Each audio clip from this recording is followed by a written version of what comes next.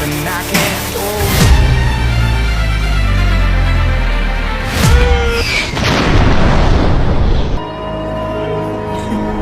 Dembele. Bayangin bro, anak muda yang dulu dicap rapuh kayak kaca, sekarang justru megang trofi paling sakral di sepak bola, Ballon d'Or 2025. Pertanyaannya, gimana caranya Dembele, si langganan meja operasi, bisa ngalahin monster muda kayak Lamine Yamal, bahkan jadi pahlawan PSG buat sejarah triple winner? Ceritanya nggak instan bro. Flashback ke 2017, Dembele mendarat di Barcelona, dibeli mahal buat nutupin lubang yang ditinggal Neymar. Fans langsung pasang ekspektasi setinggi langit bro. The next Neymar katanya. Tapi apa yang dia dapat? Cedera. Lagi, dan lagi. Paha, hamstring, ankle, lutut, kayak daftar belanjaan tiap musim ada aja. Bayangin bro, 14 kali cedera, hampir 800 hari absen, lebih dari 100 pertandingan dilewatin cuma dari bangku medis.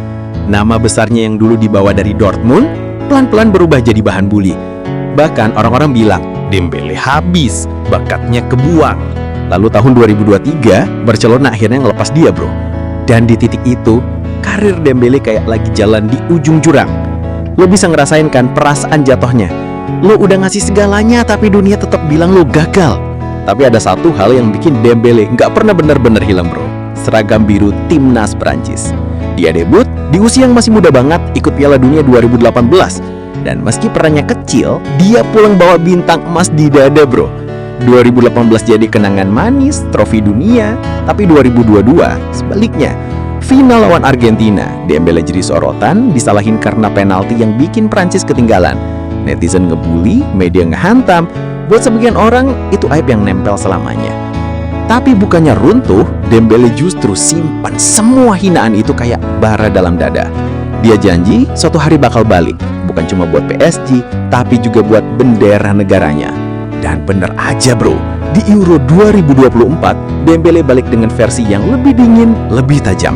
Gol dan asisnya bikin Prancis jalan jauh dan dia nunjukin kalau dirinya bukan lagi cameo di timnas, tapi aktor utama. Kepindahan ke PSG makin jadi titik baliknya bro. Awalnya udah remehin, PSG buang-buang duit lagi, pasti cedera. Tapi siapa sangka, justru di kota kelahirannya Dembele kayak nemu versi dirinya yang baru bro. Tim medis, pelatih, bahkan staf PSG kayak sengaja rakit ulang tubuh Dembele biar tahan banting.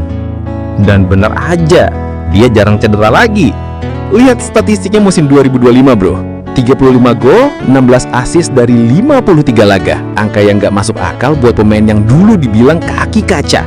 Dan puncaknya, malam leg pertama semifinal Liga Champions. Skor masih buntu, tensi tinggi.